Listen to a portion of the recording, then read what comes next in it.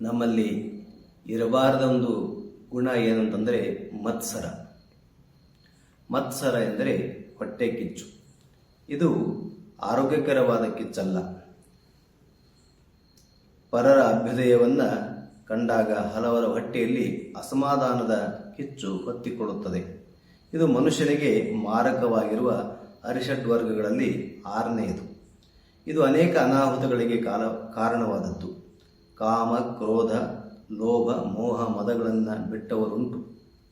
ಅಂಥವರು ಮತ್ಸರಗ್ರಸ್ತರಾಗಿ ಇತರರಿಗೆ ಅನ್ಯಾಯ ವಂಚನೆಗಳನ್ನು ಮಾಡಲು ಹಿಂಜರಿಯುವುದಿಲ್ಲ.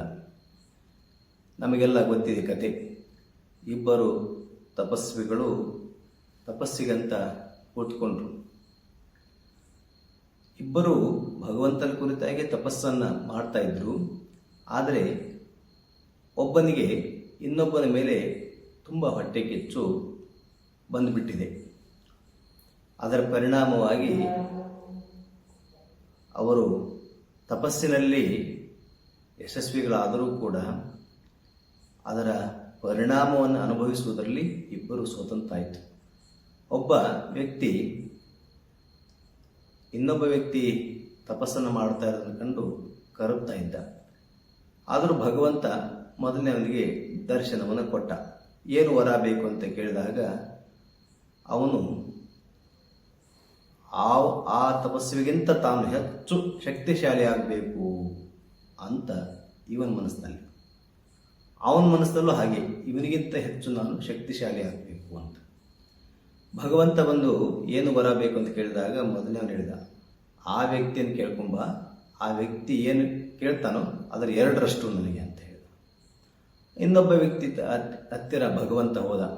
ನಿನಗೇನು ಬೇಕು ಅಂತ ಕೇಳಿದಾಗ ಅವನು ಕೇಳಿದ, ಅವನು ನಿನ್ನ ಹತ್ರ ಏನು ವರ ಕೇಳಿದ.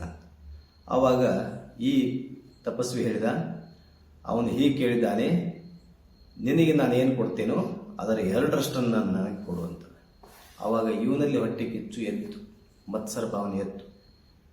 ಆವಾಗ ಅವನು ಹೇಳಿದ, ನನ್ನ ಒಂದು ಕಣ್ಣು ಹೋಗಲಿ ಅಂತ. ಅಂದರೆ ಅರ್ಥ ಇವನು ಒಂದು ಕಣ್ಣು ಹೋದರೆ ಅವನ 2 ಕಣ್ಣುಗಳು ಹೋಗ್ತದೆ ಅಂತ. ಹಾಗಾಗಿ ಇಬ್ಬರೂ ಕೂಡ ನಾಶವಾಗಿ ಹೋದರು. ಇದು ಮತ್ಸರದ ಪ್ರಭಾವ. ನಮ್ಮ ಗುರುಗಳು ಪೂಜ್ಯ ಪುರುಷೋತ್ತಮಾಂಜಿಯವರು ಹೇಳ್ತಿದ್ರು, ಹೊಟ್ಟೆ ಎಷ್ಟಾದರೂ ಇರಲಿ, ಆದರೆ ಕಿಚ್ಚಿರಬಾರ್ದು ಅಂತ.